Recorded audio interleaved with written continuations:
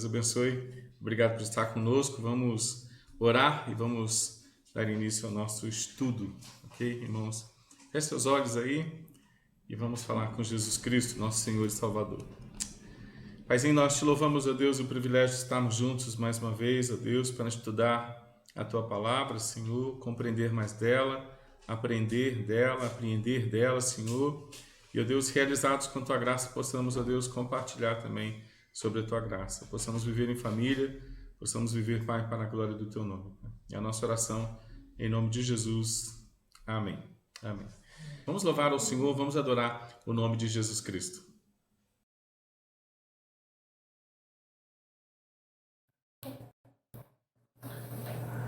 Boa noite, irmãos. Graça e paz. A gente está aqui muito feliz de estar podendo entoar louvores ao nosso Deus. E essa música que a gente vai cantar, a gente tirou ela do fundo do baú, Vencedores por Cristo. E ela fala que quando Jesus voltar, a sua glória vai ser vista em todos os lugares. A sua glória vai inundar intensamente o nosso ser. E a palavra de Deus diz que todo olho vai ver, todo olho vai ver, não vai escapar de ninguém essa visão de ver quando Jesus, nosso Salvador, nosso Rei, voltar. E aí a paz, o amor, a alegria vai reinar de uma forma soberana, vai reinar de uma forma definitiva. Não que a gente não tenha já, que Ele não tenha feito isso pelas nossas vidas, mas vai ser pleno, porque a gente não vai sentir mais tristeza, como em Apocalipse fala, que Ele vai enxugar dos olhos toda a lágrima, e lá no céu não vai ter tristeza, vai ser só alegria, vai ser só amor, e a gente vai poder estar com Jesus lá em família. Vamos cantar isso quando a glória do Senhor for vista, em toda vista e em todo lugar.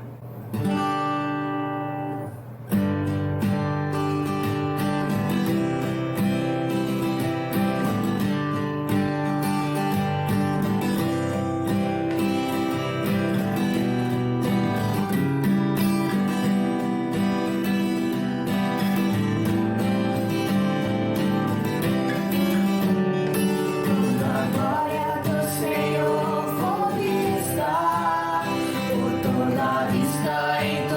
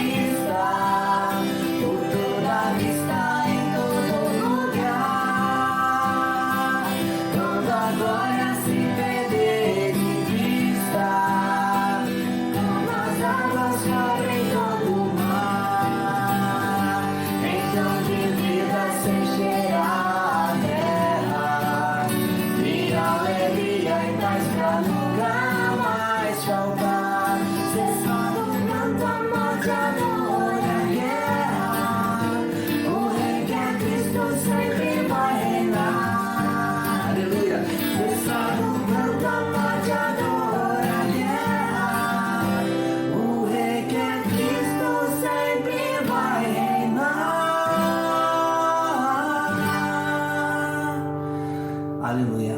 Glória a Deus.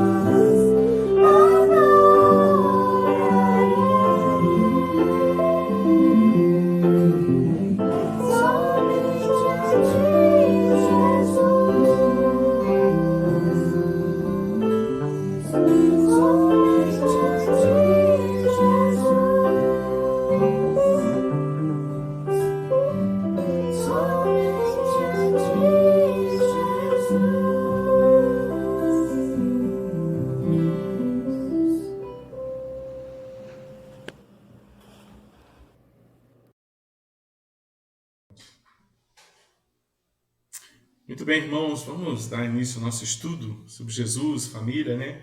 Estava pensando na primeira família que o Senhor levantou na Bíblia, né? A família de Gênesis, quando o Senhor, então, ele levanta o seu povo ali, antes mesmo de entregar a palavra para Moisés, o Senhor já estabelece seu povo ali em Gênesis. Eu queria trabalhar junto com os irmãos hoje sobre essa visão de Gênesis, né? Gênesis capítulo 17, o Senhor fala com Abraão e diz para ele assim: disse mais Deus a Abraão: guardarás a minha aliança, você, a sua descendência, no decurso das suas gerações. E esse é o projeto mais importante que nós temos em termos de palavra, né? Disse Deus para Abraão: Abraão, você guarda a minha aliança, você e a sua descendência, no decurso das suas gerações. E esse é o segredo do sucesso, né? Para o pai, para a mãe, né? Para aqueles que recebem do Senhor, né? Esse privilégio de viver para a glória dele junto com a sua família.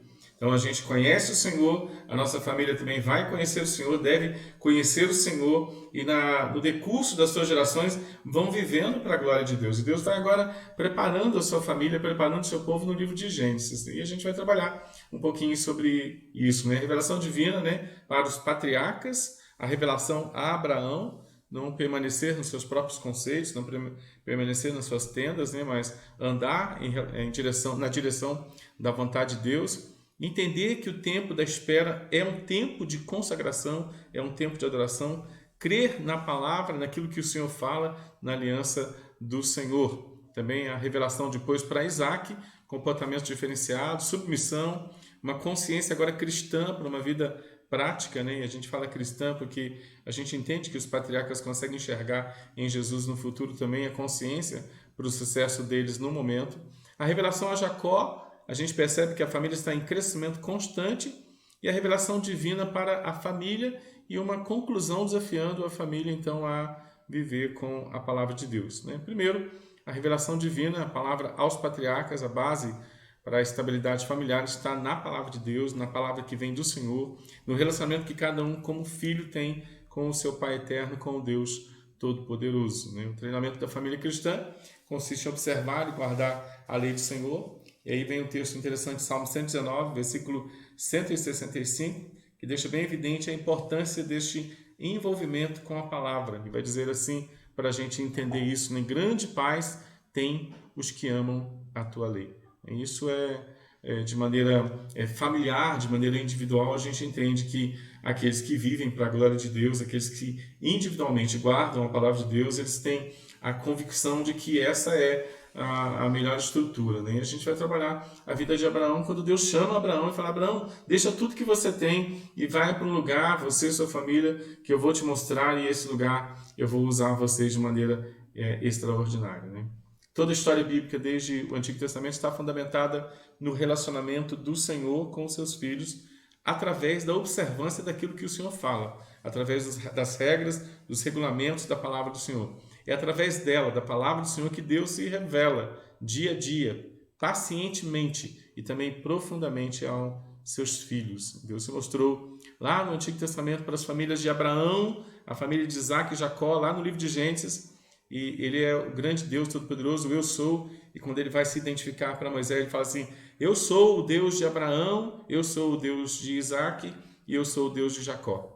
Isso está lá em Êxodo capítulo 3, versículo 6, os levando sempre a aprender que o foco sempre foi e sempre será a vida com Ele, né? Então, quem é o Senhor que aparece para Moisés para entregar a palavra? É o Deus da história, o Deus que fez história na vida de Abraão, que fez história na vida de Isaac, que fez história na vida de Jacó, que levantou ali em Gênesis a família, o projeto chamado Família, para que esse projeto chamado Família, então, estivesse, então, vencendo, né, e se estruturando para ser o projeto de Deus na Terra. Deus levanta homens para que esses homens o representem na Terra através de suas famílias. Nós somos pessoas que temos família e as nossas famílias precisam guardar a palavra de Deus, precisam ter consciência da palavra de Deus para que, tendo essa consciência, vivam em paz e proclamem a paz que vem do Senhor. A intimidade gerada pelo conhecimento da vontade de Deus através da sua palavra conduz o povo ao treinamento e também ao amadurecimento do povo de Deus que caminha para glorificar e para bendizer o nome do Senhor. É a partir da observação dessas três famílias, a família dos patriarcas ali no Antigo Testamento, ali no livro de Gênesis, que veremos então a importância da palavra do Senhor na vida da família, a importância da obediência aos princípios de Deus na vida da família. Vamos pensar então no nosso irmão Abraão. Abraão, marcas de uma família em obediência. Quando Deus escolhe Abraão ali em Gênesis 12, quando ele chama Abraão e sua família, ele chama para que a partir dele uma geração toda aprendesse a viver agora com o Senhor. Olha o que ele diz: ora, disse o Senhor a Abrão na época, sai da sua terra, da sua parentela, da casa de teu pai e vai para a terra que eu vou te mostrar. Né? Aí o Senhor está chamando Abraão para obediência, o Senhor está convocando Abraão para estar com ele. O Senhor fala: Abraão, vem Abraão, sai da sua terra, sai dos seus parentes aí, sai da casa do teu pai e vai para o lugar que eu vou te mostrar. O Senhor tira Abraão do seu espaço de conforto e leva Abraão para outro lugar, para que neste outro lugar, Abraão, então, obedecendo aos princípios do Senhor, entenda os projetos do Senhor para a vida dele. Versículo 2 diz assim: de ti farei uma grande nação, te abençoarei, te engrandecerei o nome, ser tu uma bênção. Deus chama para Abraão: vou fazer de você um projeto lindo de família, né? De ti farei uma grande nação, te engrandecerei o nome, seja você uma bênção. E aí, versículo 3, a parte tranquila do ministério: eu vou abençoar os que te abençoarem, vou amaldiçoar os que te amaldiçoarem, em ti serão benditas todas as famílias da terra. Olha que interessante o chamado de Abraão. E o chamado que leva Abraão a deixar o seu conforto, o seu espaço de conforto e partir em obediência para cumprir com os propósitos de Deus, ser bênção para todas as famílias da terra. Abraão obedeceu, Abraão renunciou a tudo, deixou o seu lugar de conforto em busca de algo maior, fundamentado em uma promessa: farei de você uma grande nação, eu vou te abençoar, eu vou te engrandecer o nome, você será uma bênção, ser tu uma bênção, né? Podemos destacar 3 marcas importantes no chamado de Abraão, no ensino de sua família, que também irão nos orientar quanto ao chamado da nossa própria família. Primeiro, não permanecer nos nossos próprios conceitos antigos sem a palavra do Senhor. Segundo, entender que o tempo que esperamos é tempo onde nós podemos adorar o Senhor. Terceiro, crer na palavra de aliança que o Senhor faz conosco, né? Então, esses princípios, né, que são princípios interessantes para Abraão, são princípios interessantes para nós mesmos. O Senhor tira a gente dos nossos pensamentos e o Senhor vai trazendo novos pensamentos, o Senhor vai trazendo novos conceitos para a gente, vai formando a gente, dando uma visão de reino para a gente, e a gente vai entendendo agora que a gente vai entrando num processo de espera. O Salmo 27, ele fala de um processo de espera. Tudo que o Senhor vai fazer conosco, Ele nos coloca numa sala, num processo de espera, numa sala de espera, vai acalmando o coração, vai treinando a nossa paciência para que o tempo seja o tempo dele, conforme diz Eclesiastes capítulo 3. E a gente precisa crer naquilo que o Senhor afirmou para nós. A gente precisa crer naquilo que é a palavra de Deus no tempo de Abraão, a palavra falada para ele ao seu coração. No nosso tempo, a palavra escrita de Deus, que nos faz sempre esperar um pouquinho para amadurecer a nossa paciência, para desenvolver a nossa paciência, para treinar o nosso coração, para treinar as nossas emoções naquilo que é santo e aquilo que vem do Senhor. Sobre não permanecer nos seus próprios conceitos. A grande questão para as famílias cristãs atuais é entenderem que elas não podem estar enraizadas nos seus próprios conceitos familiares, nos seus próprios valores éticos criados a partir de si mesmos, né? Não permanecer nos seus conceitos é entrar nos conceitos que vêm do Senhor e se adaptar nos conceitos do Senhor. O chamado do Senhor para Abraão o tirou de seus próprios pensamentos e criou nele agora uma disposição para olhar para os pensamentos de Deus. Abraão deixa tudo o que era o fundamento da vida dele e parte como o Senhor lhe ordena. Olha o que o texto diz. Ora, disse o Senhor a Abraão: sai da tua terra, sai da tua parentela, sai da casa do teu pai e vai para uma terra que Abraão nunca tinha visto. Mas uma terra que o Senhor faz a promessa para Abraão: Abraão, vai lá, que eu vou fazer algo fantástico na sua vida, né? E Abraão não teme, né, obedecer ao Senhor, e Abraão sai do seu contexto, Abraão sai do seu comodidade. Ele está numa terra, ele tem parente, ele é rico, a gente vai ver que Abraão é muito rico, né? Mas ele deixa tudo para andar com o Senhor. Ele deixa seus princípios, ele deixa as suas idolatrias, ele deixa tudo que era parte da sua história, da sua bagagem cultural, sua bagagem familiar, e ele vai para seguir o Senhor, para cumprir com os propósitos do Senhor, porque ele entendeu o seu chamado. E o chamado dele tinha o projeto de Deus: eu vou fazer de você uma grande nação, eu vou te abençoar, eu vou engrandecer o seu nome, seja você, Abraão, uma bênção nas minhas mãos. Abençoarei os que te abençoarem, amaldiçoarei os que te amaldiçoarem. Em ti, Abraão, serão benditas as famílias da terra, todas as famílias da terra. Partiu, pois, Abraão, como lhe ordenara o Senhor. Ló, seu sobrinho, foi com ele. Tinha Abraão 75 anos quando saiu de Harã. Interessante, ele leva seu sobrinho, ele leva a sua família, ele leva a sua esposa, né? A sua esposa não tem filhos, ele leva seu sobrinho e ele vai já com uma idade, não era tão jovem mais, Abraão. Abraão já tinha seus 75 anos, né? Mas ele não questionou o Senhor, ele não discutiu com o Senhor, ele simplesmente se colocou à disposição do chamado irresistível de Deus e partiu. Partiu para obedecer o Senhor, partiu para formar uma família, partiu para ser referencial na vida de outras famílias. Em ti serão benditas as famílias da terra. Olha que coisa interessante para a gente entender na nossa família. O Senhor nos chama como família para abençoar outras famílias. Através da vida de Abraão, as outras famílias seriam abençoadas na terra.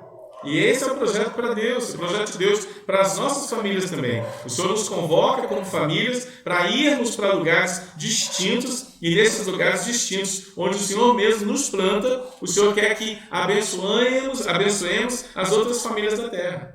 Vamos partir, irmão. Versículo 4 fala: partiu, pois, Abraão, como lhe ordenara o Senhor, e Ló foi com ele. Ele não importa a idade, não importa o dia, não importa, é a disposição do Senhor. Quer me usar para abençoar as famílias da terra? Me levanta, eu vou com o Senhor. Joia. Levou Abraão consigo a Sara, sua mulher, e a Ló, filho de seu irmão, e todos os bens que haviam adquirido, e as pessoas que acresceram em Harã, partiram para a terra de Canaã e chegaram lá onde o Senhor tinha mandado que eles fossem. Atravessou a terra até Siquém, até o Carvalho de Moré. Nesse tempo, os cananeus habitavam ali na terra. E aí ele obedeceu e foi entender agora o projeto de Deus chamado Espera um pouquinho.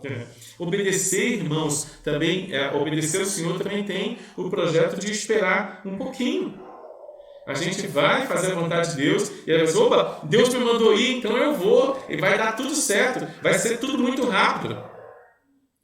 É meio demorado esse andar também em obediência ao Senhor.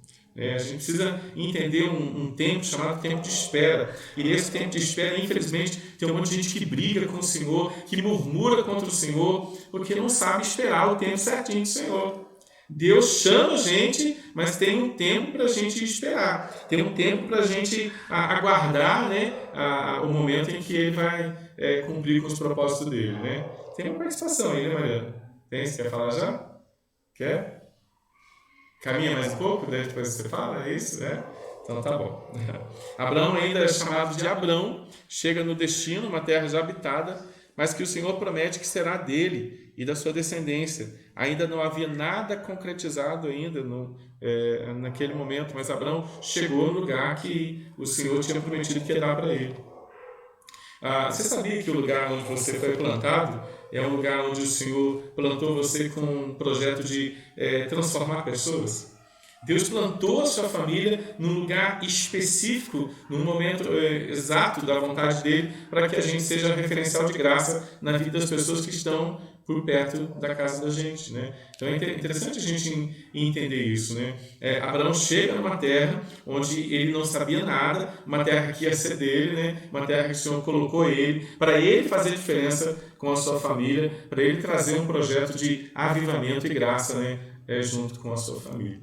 As coisas estavam meio obscuras, mas isso não era empecilho para a adoração. No Carvalho de Moré, o altar é edificado. Em Betel, o altar é edificado. E o nome do Senhor também agora é invocado. Em Gênesis capítulo 12, versículos 6 a 8, diz assim: atravessou Abraão a terra até Siquém, até o Carvalho de Moré. Nesse tempo os cananeus habitavam essa terra. Apareceu o Senhor a Abraão e lhe disse: darei à tua descendência essa terra. Então ali edificou um altar ao Senhor que lhe apareceram, né? Pensando que a gente está no lugar onde o Senhor queria, onde o Senhor plantou a gente, onde o Senhor colocou a gente lembra o Salmo 139, versículo 16, os teus olhos me viram a substância ainda informe, no teu livro foram escritos todos os meus dias, cada um deles é escrito e determinado quando nenhum deles havia ainda. Nós entendemos então que a nossa história, totalmente dirigida por Deus, nos faz estarmos exatamente no lugar onde o Senhor planejou que estivéssemos. Então, meu irmão, em nome de Jesus, no lugar onde você está plantado hoje, edifique um altar de adoração ao Senhor. Você está exatamente onde o Senhor te plantou. Tem participação?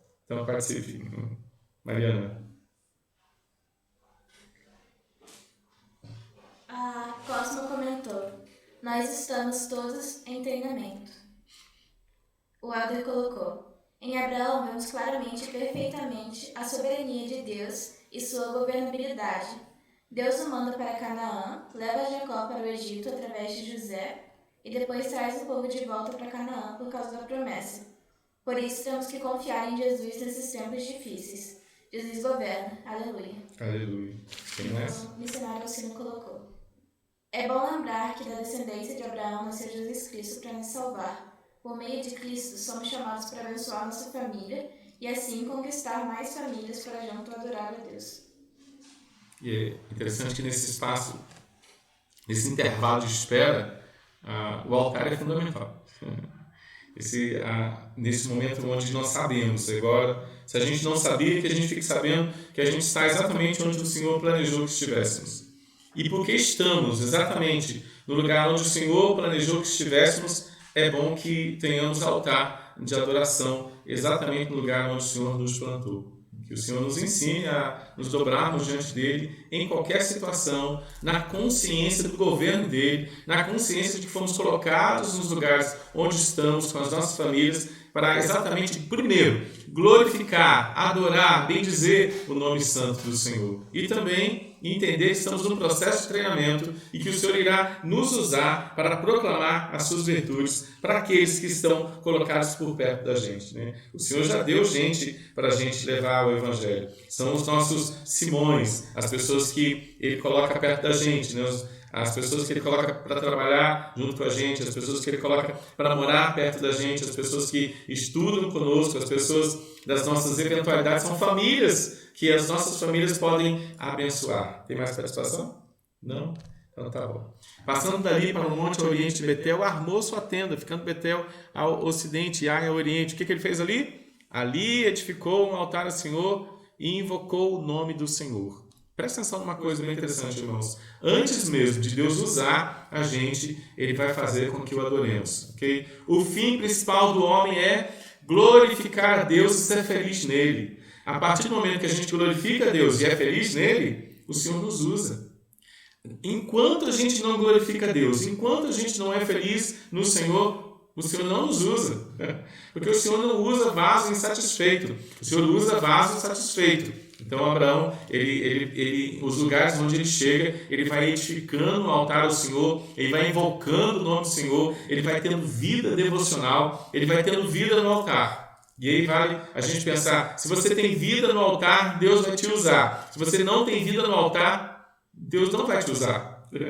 Porque a gente não vai entender o propósito da nossa existência. O altar nos ensina a olharmos para aquilo que é mais alto e nos faz entender o projeto dele para a nossa vida aqui, onde nós estamos. A partir do momento que nós vivemos com a vida no altar, a gente entende quem Ele é, nós entendemos quem nós somos e, satisfeitos no Senhor, nós o adoramos primeiro e depois nós o proclamamos.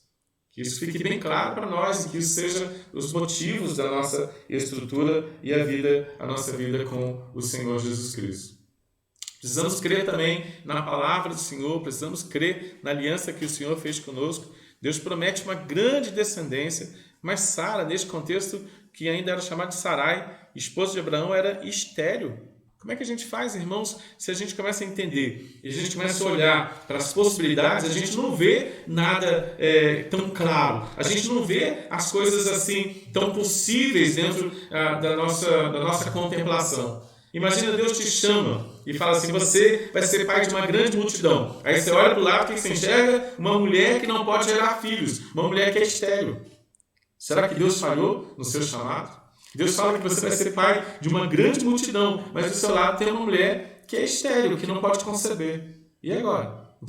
Será que a gente continua confiando em Deus?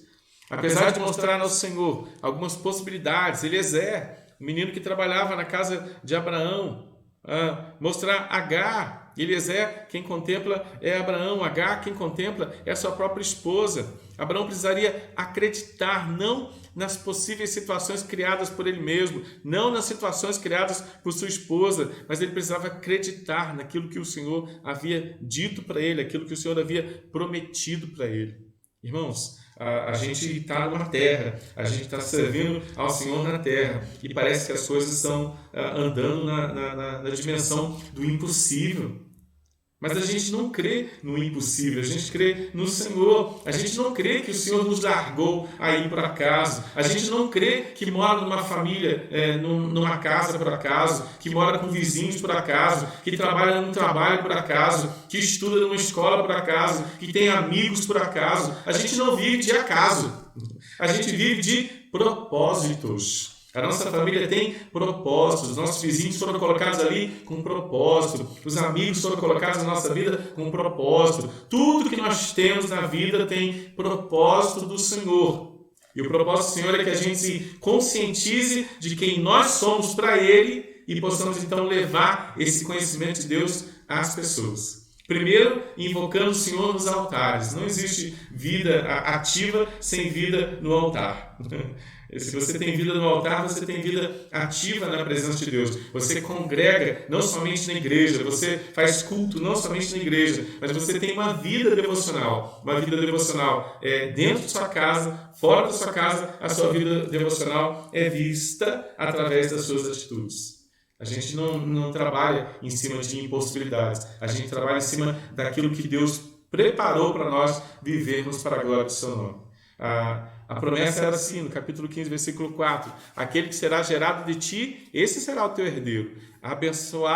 Abençoá-la-ei e dela, de Sara, te darei um filho. Olha só, irmãos. Era o propósito com Abraão. O propósito não era com Eliezer, o propósito não era com Agar, o propósito era com Abraão e com a sua esposa, a Sara. A família.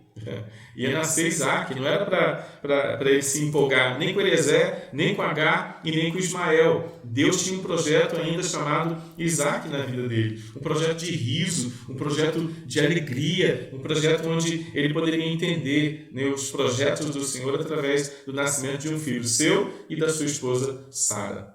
Manter-se confiante na palavra do Senhor é um desafio para a família toda.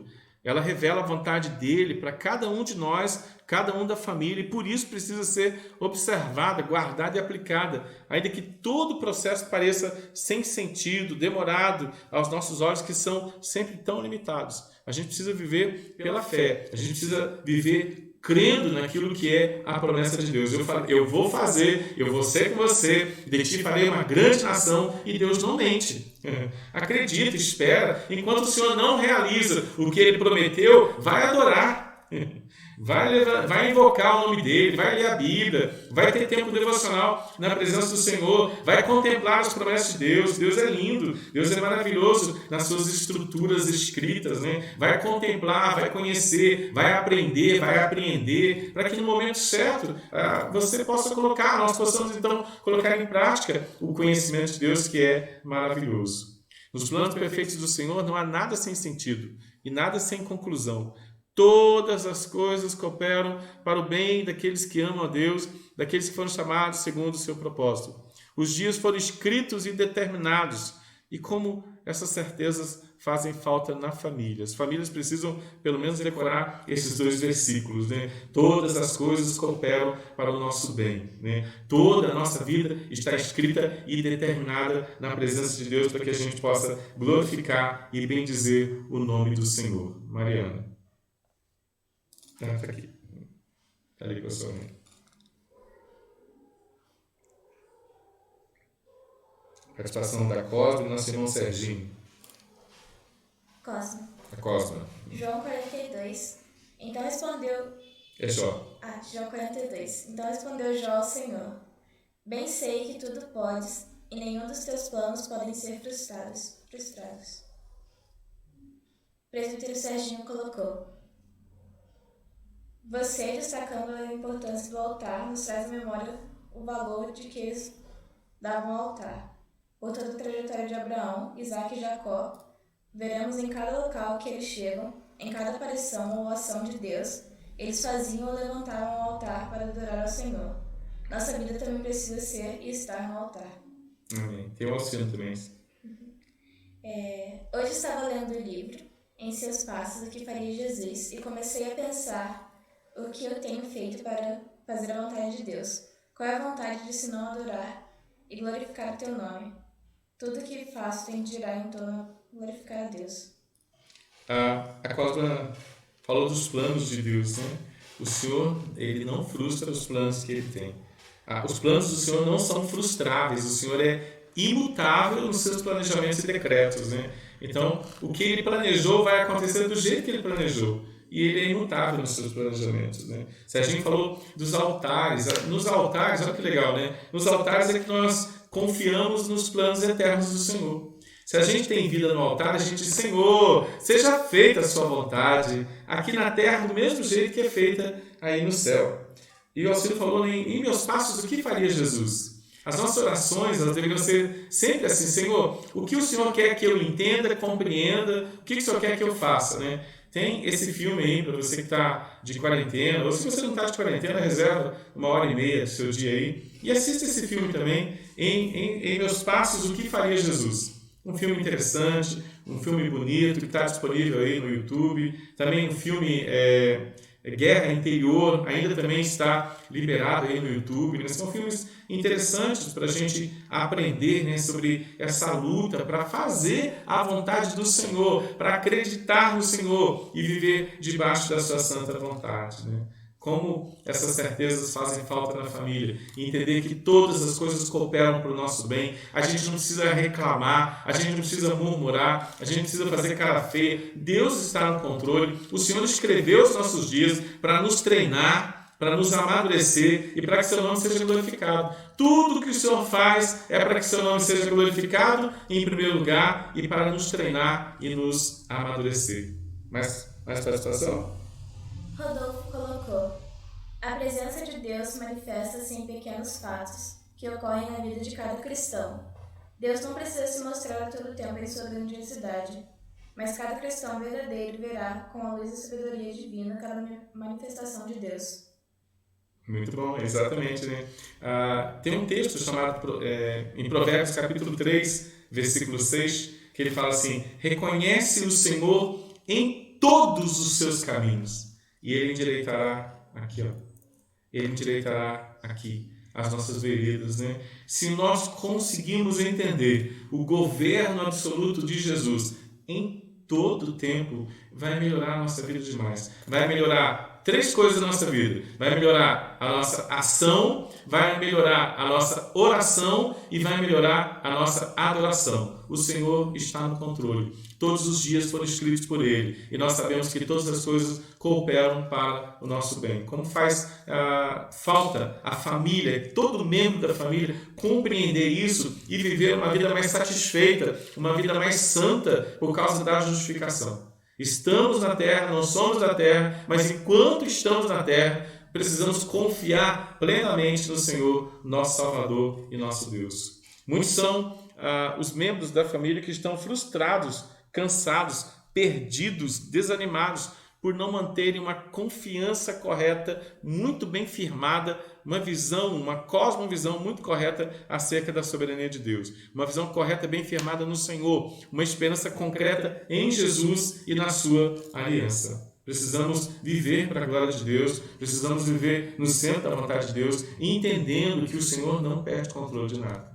Essa certeza só vem com a intimidade gerada pela palavra do Senhor, a palavra do Senhor nos corações. Deus revelou a Abraão a sua aliança perpétua. Estabelecerei a minha aliança entre mim e ti, a tua descendência no decurso das suas gerações, aliança perpétua para ser o teu Deus e o Deus da tua descendência.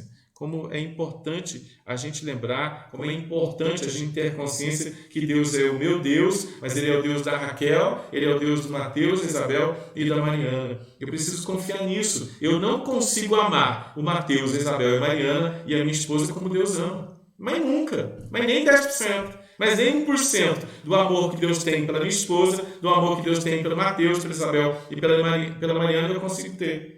Eu não consigo protegê-los assim como o Senhor protege. O Senhor estabeleceu a aliança dele comigo, me guardando, me protegendo, mas também estabeleceu a aliança de treinamento dele com Mateus, Isabel, Mariana e com a minha esposa, com a minha Sara, com o meu Isaac, com a minha Rebeca, com a minha família aqui. A gente precisa ter essa intimidade com o Senhor. A gente precisa ter essa confiança com o Senhor. A gente precisa entender os projetos de Deus para nós, para a nossa família e para os nossos filhos e descansar o coração nesse projeto. A gente não pode ter um desespero achando que a gente tem condições de amar os nossos filhos mais que o Senhor ama. Talvez 1% do amor de Deus pela sua esposa, pelos seus filhos, pelo seu cônjuge, talvez você tenha. Mas 100% de amor por mim, pela minha família, pelos meus filhos, 100% de planejamento da parte dele para com os meus filhos, ele já fez. O maior interessado pela minha família é o próprio Deus. O interesse que eu tenho perto do interesse de Deus talvez chegue a 1%. Entendeu isso, meu irmão? Eu vou ler devagarzinho para você. Estabelecerei a minha aliança entre mim e ti, a tua descendência no decurso das suas gerações, aliança perpétua, para ser o teu Deus e o Deus da sua família. Dá para confiar nisso, meu irmão? Não é você que guarda a sua casa, não é você que guarda a sua família, não é você que sustenta eles. O planejamento vem de Deus. Deus, se quiser, Ele usa você. Mas Ele não precisa de você para cuidar daquilo que é dele. Nem você é seu, você é de Deus. Sua família não é sua, seus filhos não são seus, seus pais não são seus, seus irmãos não são seus. Tudo é de Deus, meu irmão. E quem guarda eles no decurso das gerações, como está prometido em Gênesis 17:7, é o Senhor, meu irmão. É o Deus Todo-Poderoso. Tem participação, Mariana? Tem, não? Ok. Em Jesus, essa aliança foi ampliada para as demais famílias, chamadas por Ele. Isso precisa nos motivar, primeiro, ao descanso, à confiança. Deus requer a nossa confiança, a gratidão, junto com santificação, junto com obediência, para que nós possamos, então, viver uma vida muito feliz, uma vida muito descansada no Senhor. E essa é a primeira parte de Abraão, né? Descansa em mim, eu estou no controle, me obedece e espera o meu tempo. E aí vem Isaac, né? A revelação a Isaac, né? Com comportamentos diferenciados. Isaac tem uma vida bem interessante. Podemos destacar 2 fatos que chamam a atenção e revelam o nível do relacionamento que esse jovem aprendeu a ter com o Senhor. Primeiro, ele era submisso. Segundo, ele tinha consciência cristã para uma vida prática, né? Primeiro, submissão. Isaac ia ser imolado, foi amarrado sobre o altar, seria oferecido como sacrifício a Deus. Isaac teve uma aula de obediência que nunca mais seria esquecido por ele. Seu próprio pai provou que amava mais a Deus do que ao seu filho, o filho da promessa. Abraão foi submisso a Deus e, consequentemente, também Isaac foi. Olha que coisa interessante, irmãos. Lá no Monte Moriá, o Senhor fala para Abraão: Abraão, o que é a parte mais importante da sua vida? Eu penso, meu filho Isaac. Eu pensei, então me dá. Como assim? Não, vai lá, que mata ele e põe fogo nele. Meu irmão, Deus, Ele quer os nossos Isaques.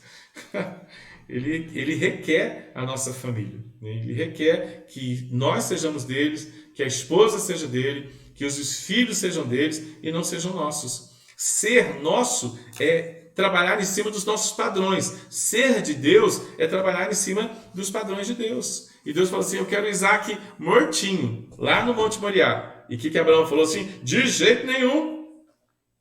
Abraão levou o filho lá, meu irmão, porque o filho não é dele. A gente precisa reconsagrar a nossa família ao Senhor, porque nós não somos nossos e os filhos também não são dele, não são nossos. Os filhos são do Senhor, meu irmão. Quem vai treinar os nossos filhos é o Senhor. O Senhor nos usa para treinar os nossos filhos, mas depois quem vai treinar os nossos filhos é o Senhor. É bom que os nossos filhos aprendam que nós amamos muito mais o Senhor do que a eles. É bom que a nossa esposa saiba que nós amamos muito mais o Senhor do que a ela. É bom que as nossas esposas amem muito mais o Senhor do que a nós. Os nossos filhos precisam entender, nas nossas atitudes, que nós amamos muito mais o Senhor do que a eles. Porque eles não entenderão o amor de Deus e não viverão o amor de Deus se eles não perceberem pais que não amam o Senhor mais do que a eles. A melhor maneira da gente tem de dizer que ama os nossos filhos é dizer para eles que nós não os amamos como nós amamos o Senhor, que nós não queremos o amor deles como nós queremos que eles amem ao Senhor. A gente vive uma crise de amor nesse sentido. Tem pais que têm coragem de dizer que seus filhos são tudo para eles. Tem filhos que têm coragem de dizer que os pais são tudo para eles. Meu irmão, isso está errado. Tudo para o pai não é a esposa e nem os filhos. Tudo para os filhos não é o pai, nem os irmãos, nem o namorado, nem ninguém nessa terra. O nosso tudo é o Senhor. E o Senhor diz para Abraão: Abraão, agora eu sei que você me ama. Está provado que você me ama muito mais do que você ama o seu filho. Quem você ama mais, meu irmão? O Senhor ou os seus filhos? Se a gente for responder, né, de verdade, vai dizer: ah, Deus, está 0-0. Mas deveria estar uns 10-0 para Deus. Talvez 10-1. 20-1. 100-1. Pronto. Não podemos amar os nossos filhos mais do que amamos o Senhor. Não podemos trazer para nós os nossos filhos mais do que o devolvemos ao Senhor. Nossa vida com os nossos filhos é vida igual a Abraão e Isaac. Precisam ser devolvidos na presença do Senhor. Todos os dias. Constantemente. E eles precisam saber disso. Filho, você não é meu, você é do Senhor. Filha, você não é minha, você é do Senhor. Esposa, você não é minha, você é do Senhor. Marido, você não é meu, você é do Senhor. Somos do Senhor, estamos aqui para o Senhor, nada de nada ser nosso, somos para a glória do Senhor, porque dele, por meio dele, para ele, são todas as coisas. Ele pôs a glória eternamente do Pai, da Mãe, dos filhos. Nada é mais importante que o Senhor, nada pode ser mais importante que o Senhor, nem mesmo a família. Quantos filhos estão buscando ver essa intimidade e temor a Deus na vida dos seus pais cristãos? Pais que amem mais o Senhor do que os próprios filhos.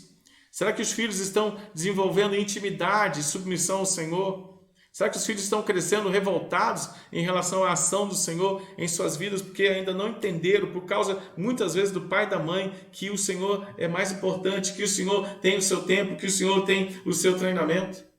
A gente não consegue tirar ninguém do treinamento, irmãos, mas a gente tem a obrigação de afirmar para as pessoas que o Senhor está no treinamento e que ele requer ser adorado. Não tem como tirar um filho do treinamento, mas tem como dizer para o filho: o Senhor está com você, te treinando e te amadurecendo, para que o nome dele seja glorificado e você tenha maturidade. Parece que nos nossos dias a gente quer evitar que os nossos Isaques sejam queimados. A gente não quer que eles se queimem, a gente quer protegê-los. Mas o Senhor vai treinar os nossos filhos. O Senhor vai treinar os nossos corações. E um ambiente bom para que o Senhor treine os nossos corações geralmente são os nossos filhos.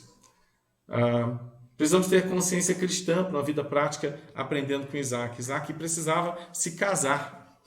Abraão, temente a Deus e muito experiente, mandou buscar uma esposa entre a sua própria família. Disse Abraão ao seu mais antigo servo da casa, Eliezer, que governava tudo que possuía: põe a mão por debaixo da minha coxa, para que eu te faça jurar pelo Senhor Deus do céu e da terra, que não tomarás esposa para meu filho das filhas dos cananeus, entre os quais eu habito.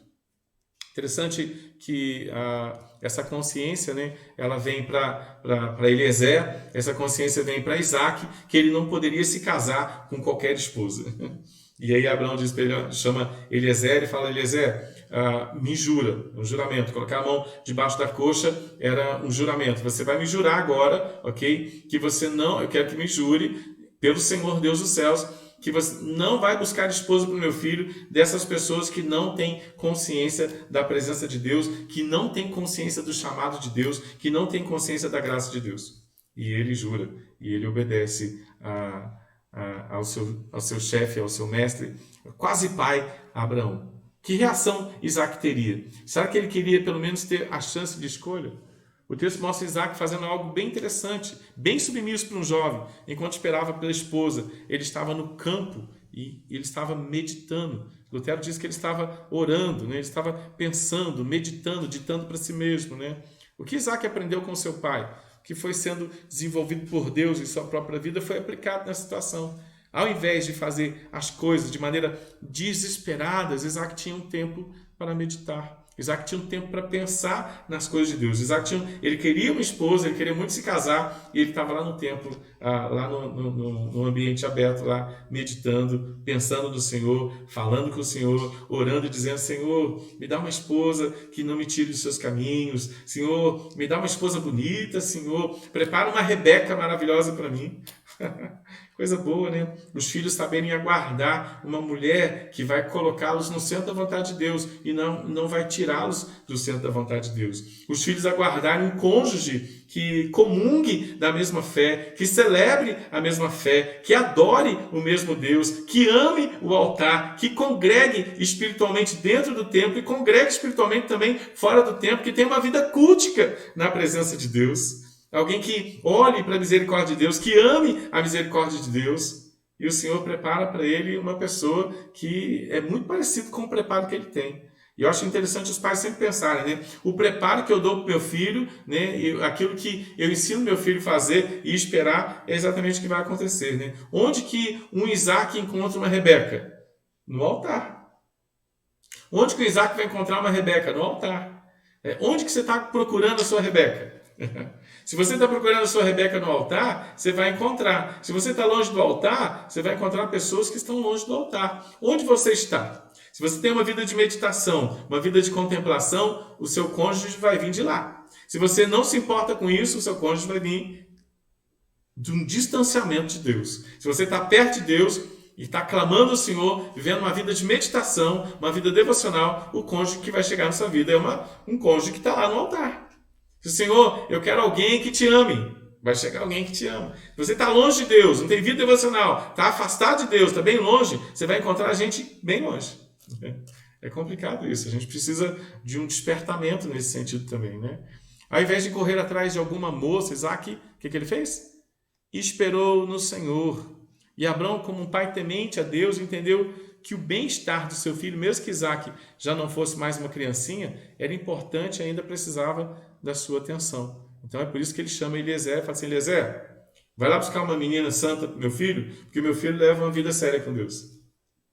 Senhor, dá uma vida santa, uma esposa santa para o Mateus, dá um namorado santo para Isabel. Ih, já chegou. Dá um namorado santo para Mariana, Senhor. Traz gente santa. Mas aí eu vou cobrar deles: olha, se vocês querem uma Rebeca, se comportem como Isaac. Se você quer um Isaac, se comporte como uma Rebeca. E pais, se você está treinando um Isaac, Deus vai dar para sua filha uma Rebeca. Pais, se vocês estão treinando uma Rebeca, Deus vai dar para sua Rebeca um Isaac. Mas se a gente não está treinando Rebeca e nem Isaac, o que vai chegar na vida deles é aquilo que eles estão sendo. É só uma... Interessante, né? Interessante a gente pensar nisso, né? Então Abraão, ele fala assim: eu quero para minha filha alguém que seja... Eu quero para o meu filho alguém que seja especial. Eu quero para o meu filho uma Rebeca, ok? A gente brinca com o Mateus aqui: Mateus, vai chegar a sua Rebeca. Vai chegar a escolhida, né? Comporte-se como Isaac, seja um Isaac na sua vida, né? E aí Deus vai te mandar uma Kátia. Não, perdão, esse é outro Isaac. Agora a gente tem também Abraão, a gente tem Isaac e a gente tem o Jacó, o Jacózinho, né? O Jacózinho mostra pra gente um crescimento constante. Jacó, que o nome significa enganador, era o ponto inicial para a transformação da família de Abraão em uma grande nação.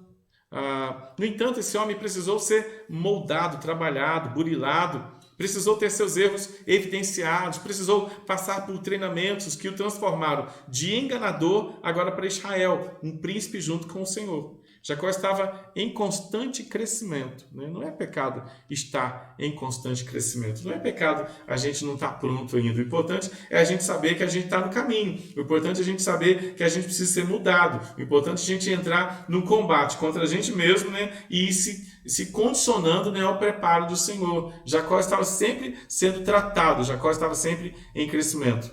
Não há nada mais importante para a família cristã do que entender que ela está sempre em crescimento. Meu irmão, tua família não está pronta. A minha família não está pronta. Não tem gente pronta. A gente precisa estar sempre entendendo o treinamento, né? E o Senhor preparando a nossa família. Não se preocupe, né, da sua família não estar pronta ainda. Jacó também não estava pronto.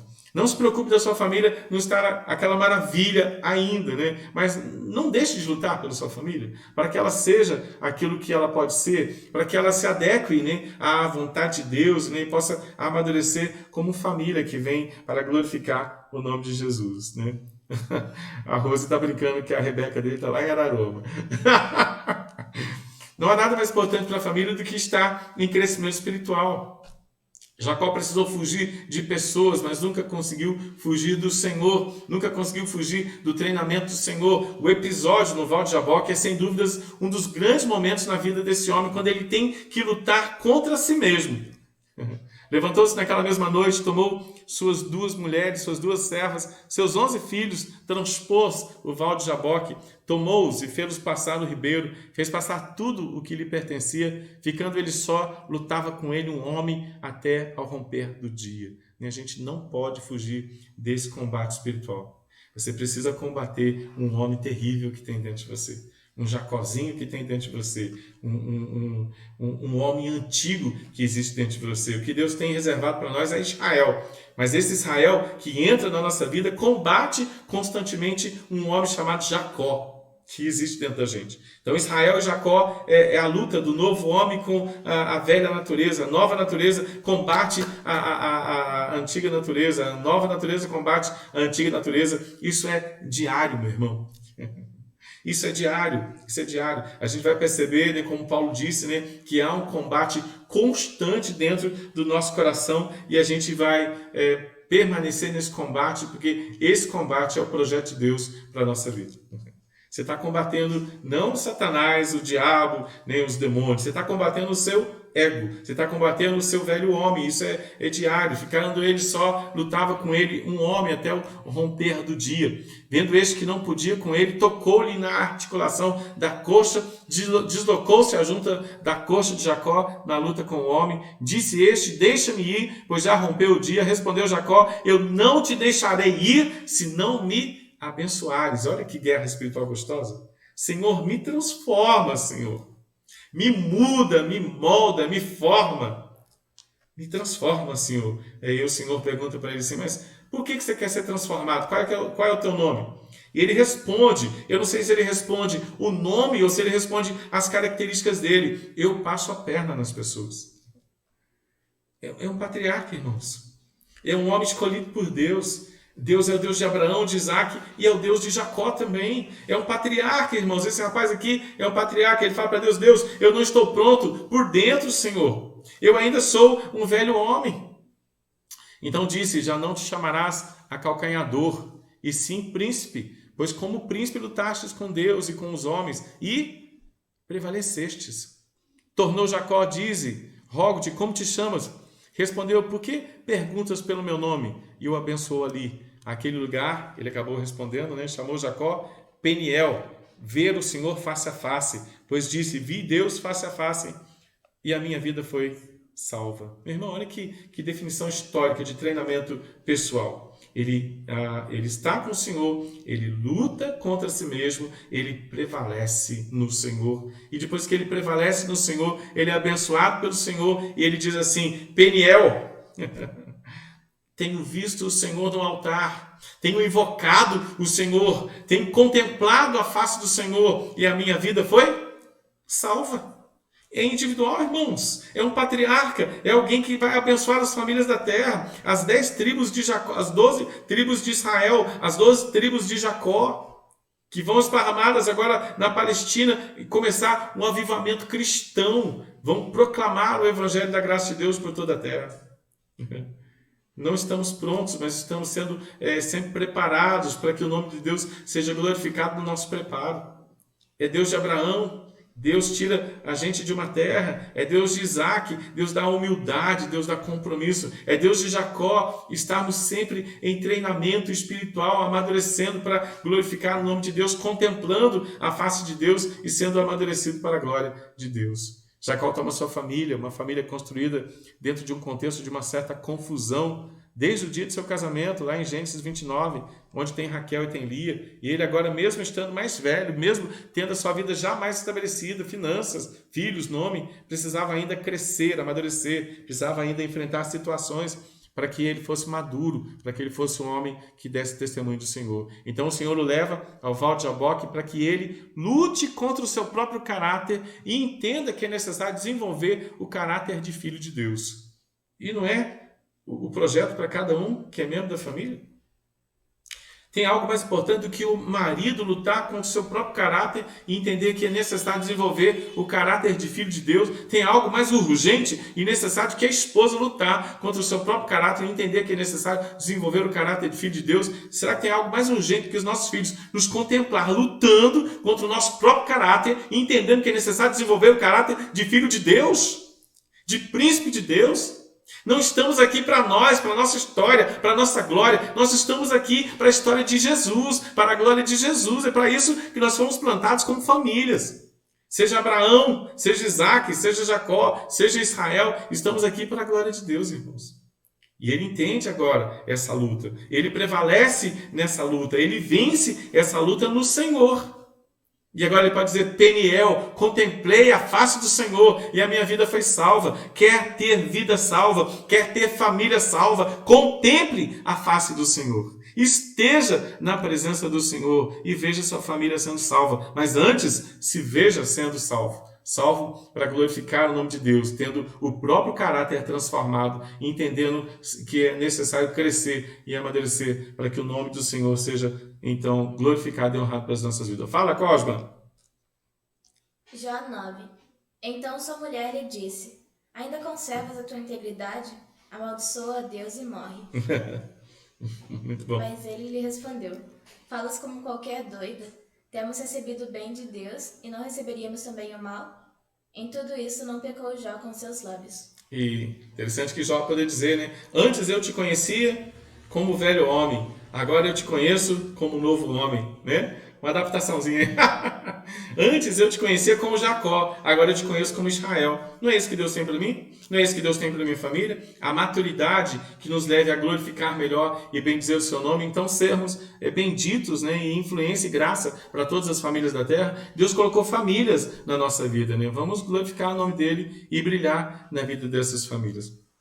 Jacó poderia simplesmente ter passado por aquele lugar e encontrado seu irmão, pois este era seu objetivo. Ele já havia planejado tudo, a entrega dos presentes, a apresentação de sua família, mas os planos do Senhor são sempre muito mais profundos e são muito mais expressivos, né? O planejamento de Jacó em relação a seu irmão, né, Esaú, era um planejamento de paz com presentes, né? Mas o Senhor tinha planejado algo muito mais profundo. O Senhor transforma o nosso coração e depois o Senhor transforma o contexto onde a gente vive. Jacó, para ser uma grande nação, precisaria ser transformado de uma forma visível. Será que quando olhamos para a nossa família, nós conseguimos identificar o que ainda está faltando para o caráter cristão, para que o caráter cristão esteja bem evidenciado dentro da nossa família?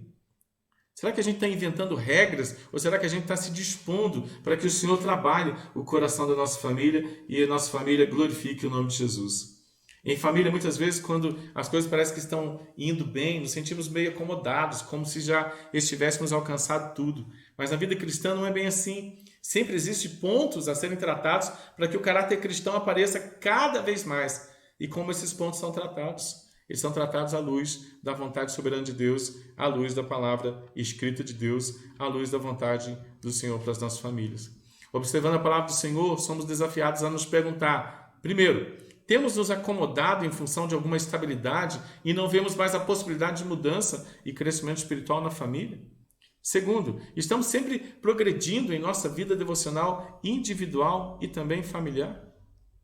Será que a gente tem entendido o privilégio de amadurecer e de crescer todo o tempo, né? Se a gente está mais ou menos bem, vamos crescer e amadurecer. Se a gente está dentro daquilo que a gente imagina não está bem, vamos crescer e amadurecer. Se a gente está muito bem, meu irmão, vamos crescer e amadurecer. A gente precisa sempre progredir na nossa vida devocional individual e também familiar. Onde que você está na sua leitura de Bíblia, meu irmão? Você já leu a sua Bíblia hoje? Você está se alimentando de Bíblia para que, contemplando Peniel, a face de Deus, a sua vida seja salva de você mesmo. Nós não somos ainda o que a gente gostaria de ser, e a gente precisa lutar todos os dias para ser aquilo que a gente queria ser no Senhor. É luta diária, meu irmão, para a gente entrar num processo de crescimento espiritual, para que a nossa vida pessoal ela seja uma vida no centro da vontade de Deus, como homens e mulheres cheios do Espírito Santo, irmãos. Ok?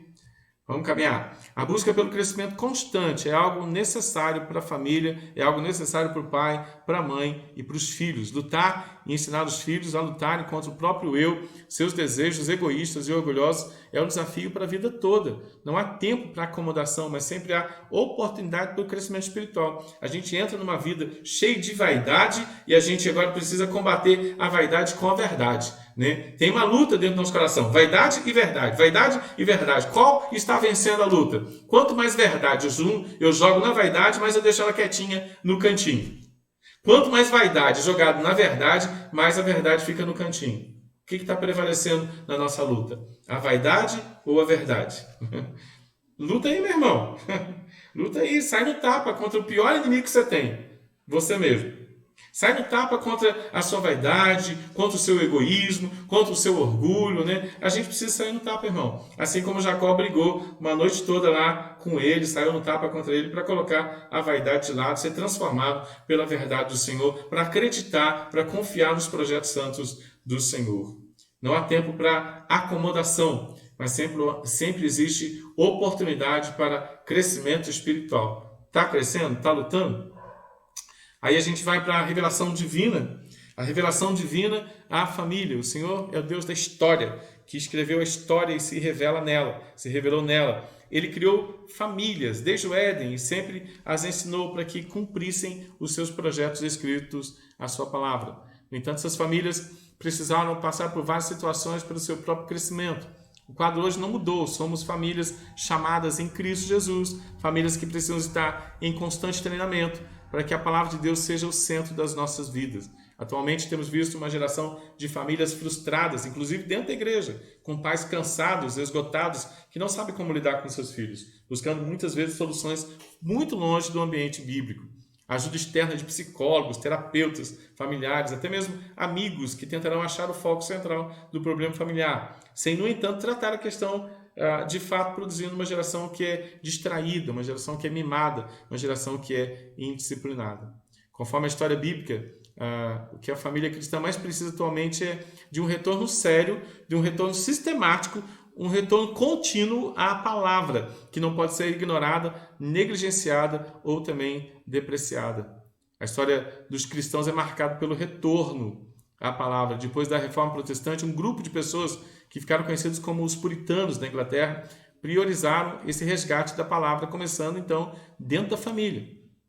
De acordo com esses homens, o relacionamento do cristão com sua família não pode ser separado da santificação pessoal. Eles reconheciam que a santidade começa dentro do lar, com a aparentemente simples leitura da Bíblia, e se estende até envolver todos os aspectos da vida, solidificando os verdadeiros conceitos cristãos. Eles se empenhavam nisso, buscavam a excelência do conhecimento da vontade do Senhor, pois queriam uma sociedade fundamentada na palavra escrita de Deus. Aí o Thomas Gattaker vai dizer assim, deve ser Thomas Gattaker, ok? Não há sociedade mais próxima, mais inteira, mais necessária, mais gentil, mais agradável, mais confortável, mais constante, mais contínua do que a sociedade homem-mulher, a principal raiz, fonte padrão de todas as outras sociedades. Então, está trazendo de novo o povo para a família, está trazendo de novo a família para a palavra, para que a família, então, estruturada na verdade, possa resplandecer a luz, a graça, o bom perfume de Jesus, né? O sal, né? Na vida das outras pessoas. Né? Há uma esperança para o mundo, famílias. Né? A gente precisa lutar para que as famílias sejam fundamentadas na graça, para que a família esteja vivendo para a glória de Deus. A gente precisa lutar para que todas as coisas dentro de casa sejam transformadas pelo conhecimento de Deus. A gente precisa lutar pela família nesse sentido. Né? O foco familiar só será bem estabelecido quando cada um evidenciar dentro de si mesmo a necessidade do crescimento em intimidade e vida com o Senhor. Peniel, eu preciso ver a presença do Senhor para que a minha vida também seja salva. É claro que alguns caminharão a passos largos para esse crescimento, outros vão caminhar mais lentos, outros às vezes ainda estacionados, mas nunca devemos abandonar a visão de que o lar é o local do ensino e o aprendizado da palavra. Tem gente que anda devagar, né? Mas muito devagar. Né? Tem gente que é lento, né? Tem gente que está lento. Né? Tem gente que tem talento e vai de uma vez. Quem vai de uma vez tem que jogar corda para puxar os mais lerdos, né? Porque a gente não abandona os nossos soldados. Então, quem conseguiu ir, quem já conseguiu chegar lá na frente, né? Dá uma parada, volta e vem pegar os preguiçosos. Quer dizer, os de trás, o pessoal retardatário, né? Vem buscar. Que a gente precisa se empurrar. Isso é a comunhão dos santos. O que é a comunhão dos santos? Os que já cresceram, vêm buscar os que não cresceram ainda. Isso é a comunhão dos santos. Né? A comunhão dos santos não é aquele que já cresceu e dizer, esse nunca vai crescer, então tchau. Isso não é a comunhão dos santos. Isso é o egoísmo dos santos. Isso é a soberba dos santos. Né? Quem já cresceu ajuda o que não cresceu a crescer. A gente precisa levá-lo sempre à pureza do conhecimento de Deus. Precisa levá-lo sempre a Peniel, para que estejam também na presença de Deus, para que tenham altares de adoração e amadureçam, né? Amadureçam com o conhecimento da palavra de Deus. Precisamos conhecer a palavra escrita do Senhor. Talvez por um tempo seja somente um membro da família, o portador das boas novas da santificação familiar. Mas precisa começar com alguém. Mas ele precisa permanecer fundamentado nas promessas do Senhor. 1 de Pedro 3, de 1 a 7, fala sobre vida santificada que gera santificação. Deuteronômio capítulo 6, versículo 6 a 8, fala de palavra ensinada dentro de casa o tempo todo. Né? Tudo é motivo de aprendizado.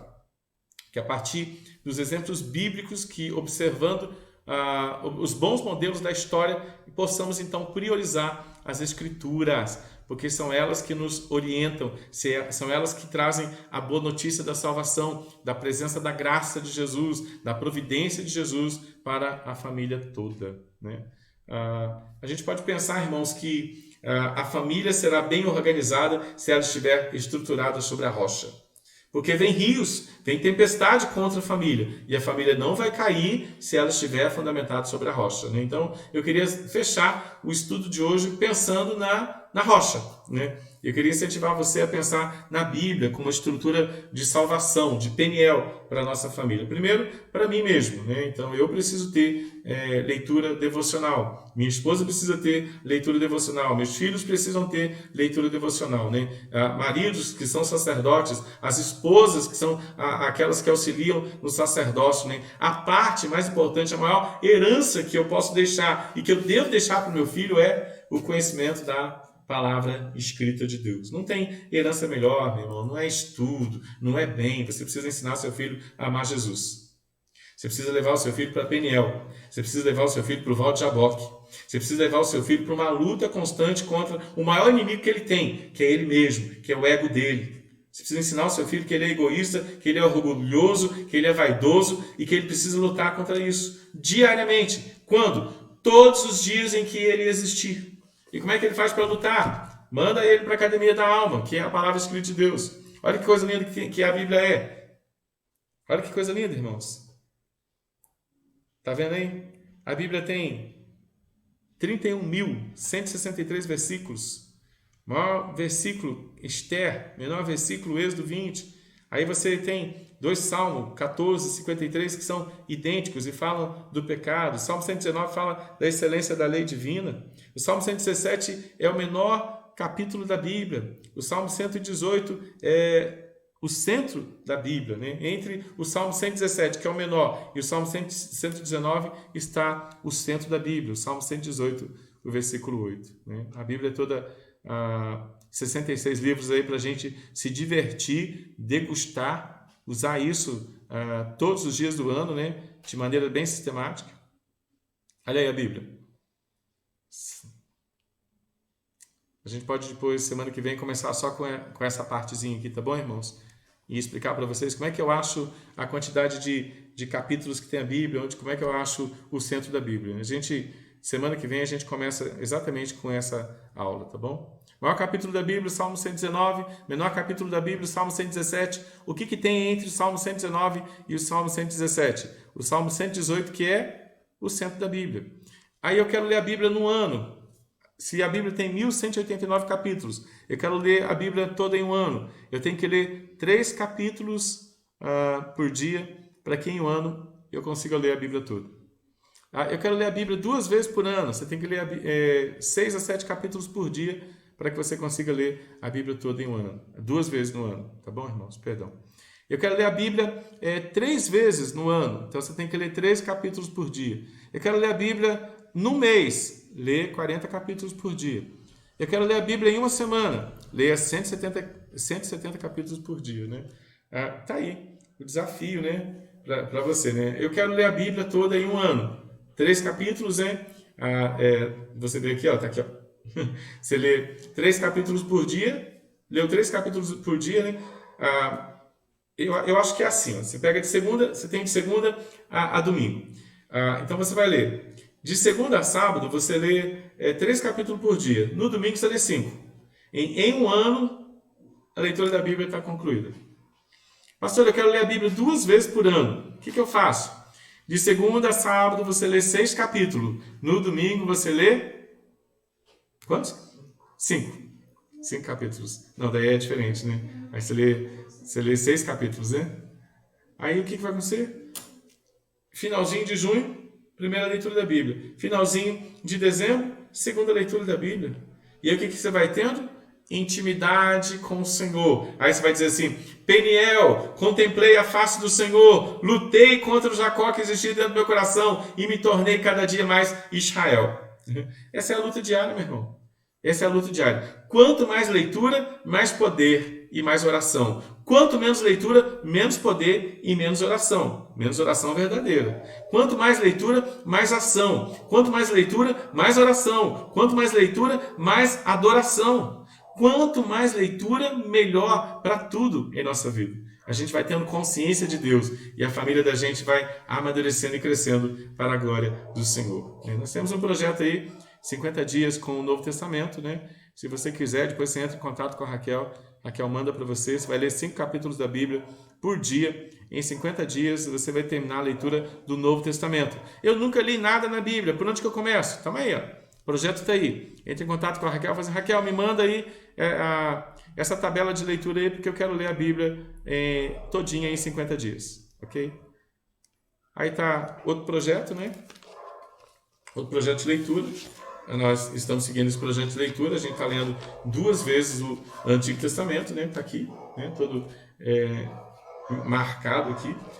Tem 2 pessoas na igreja aí, tem 3 pessoas na igreja que não respeitam essa tabela de leitura da Bíblia, que eles saem lendo, já saem consumindo essa tabela de leitura. Eles são viciados em palavra de Deus. E daqui a pouco ele vai orar, não vou dizer o nome dele, né? E a esposa dele também faz isso, e o filho dele também faz isso. E o outro também, que é missionário, também faz isso. E eu acredito que o presbítero também faz isso. Agora, acredito que a filha também faça isso, né? A gente precisa de Bíblia, irmãos. A gente precisa de palavras. A gente precisa de Peniel para amadurecer a consciência de Deus na nossa vida. Que Deus abençoe cada um de vocês, irmãos. E que possamos entender, né, a presença de Jesus no Antigo Testamento, na vida de Abraão, de Isaac, de Jacó, na vida dos puritanos, no Novo Testamento, né, conduzindo as nossas famílias a glorificarem, a bendizerem o nome do Senhor, trabalhando para Jesus, trabalhando para a igreja, trabalhando para o próximo, né, proclamando o Evangelho da Graça, sendo o Evangelho da Graça. Seu Adalto está por aí? Tá? Seu Adalto está aí? Seu Adalto? Estou aqui sim, pastor. Boa noite. Vamos abrir nossas Bíblias no livro de Salmos 145. A bondade, grandeza e a providência de Deus. Exaltar-te-ei, ó Deus, meu Rei. Bendirei o teu nome para todo sempre. Todos os dias te bendirei e louvarei o teu nome para todo sempre. Grande é o Senhor e muito digno de ser louvado. A sua grandeza é insondável. Uma geração louvará a outra geração as suas obras, anunciar os teus poderosos feitos. Santo Deus e nosso Pai, glorificado seja o teu nome. Muito obrigado, Deus, por essa oportunidade de estarmos, Deus, mais uma vez participando do estudo da tua palavra. Te agradecemos, ó Deus, porque tu tens sustentado e nos abençoado. Mas neste momento, Deus, nós lembramos daquelas pessoas que se encontram hospitalizadas, seus parentes com grande luta, com dificuldade. Nós pedimos que esteja curando para a honra e glória do teu nome. Abençoa, Deus, a nossa autoridade, a equipe de saúde que estão lutando com pessoas. Te pedimos que oriente-nos em tudo, dando, ó Deus, sempre sabedoria vinda de ti. Em nome de Jesus. Amém. Estou com muita saudade. Tchau para todos. Um beijo para todos. Beijão, dona Marlene. Deus abençoe muito a sua vida, tá bom? Muito bom tê-los conosco. Deus abençoe todos vocês. Daqui a pouquinho a gente manda uma filmagem aqui do estúdio para a igreja, tá bom? Um abração, Deus abençoe a todos.